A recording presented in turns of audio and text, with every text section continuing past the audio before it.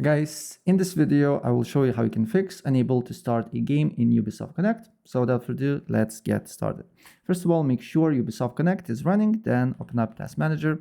Then you need on search, you just need to write here Ubisoft Connect, and then you just need to right click on it, then go to details, and then you should see upc.exe, right click again, set priority, and then make it to high, right? And then restart Ubisoft Connect and look if the problem persists.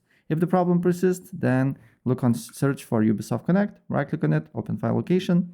Then you need to right click again, open file location until you see Ubisoft Connect.exe, right click again, go to properties, compatibility, make sure to run this program in compatibility mode 4, select Windows 8, and then disable full screen optimizations, run this program as admin, apply OK, and it will be fixed. So yeah, that's basically it. If I helped you out, please press like button, subscribe for more. Take care, bye.